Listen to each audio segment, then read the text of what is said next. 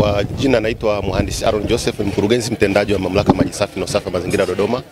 Na sisi tumeshirikiana na taasisi nyingine ambazo zimeshiriki hapa katika kuadhimisha wiki ya utumishi wa umma, kuonesha ni kitu gani kinafanyika ndani ya sekta ya maji. Kwa hiyo katika banda hili ukifika utakuta sekta nzima ya Wizara ya Maji, na sisi tukiwa ni sehemu ya Wizara ya Maji. Utakuta kuna chuo cha maji, utakuta kuna National Water Fund, utakuta kuna bonde la Wamiruvu, utakuta Ruwasa, lakini utakuta baadhi ya idara za Wizara ya Maji kama za ubora wa maji na water resource, zote ziko hapa katika kuhakikisha kwamba zina demonstrate ni kitu gani kinafanyika ndani ya sekta. Sasa sisi kama DUWASA tumeshiriki ndani ya wiki ya maji kwa ajili ya kuhakikisha kwamba na sisi tunakuja kuonesha ni kitu gani tunakifanya katika kuchagiza kauli mbiu ya wiki ya utumishi wa umma kwa masuala ya kidigitali. Namna gani tunaboresha huduma kupitia njia za kidigitali ili kurahisisha huduma kwa mwananchi.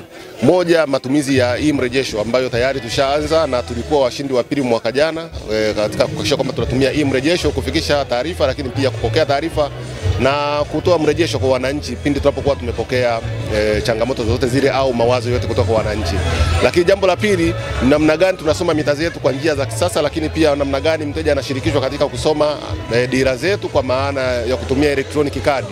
Kwa hiyo yote haya tuna demonstrate hapa, lakini sambamba na hilo ni matumizi ya mita za malipo kabla, prepaid meters, ambazo tayari tumeshaanza kufunga. Mpaka sasa hivi tumefunga zaidi ya mita 1500 kwa ajili ya uangalizi, kwa ajili ya hatua za awali kuona namna gani zinaweza kufanya kazi na namna gani tunaweza kuwasaidia wananchi kupunguza zile adha za kusoma mita manual. Baada ya mtu anakuwa ananunua maji kabla na baada ya hapo anatumia, yakiisha ndo ananunua tena. Kwa hiyo ni mambo ambayo tumekuja nayo kama package ya pamoja katika kuhakikisha kwamba wananchi wanapata huduma ambayo inakuwa ni nafuu, lakini pia wanatumia muda mwingi kufanya shughuli za uzalishaji baada ya kufuatilia huduma za maji.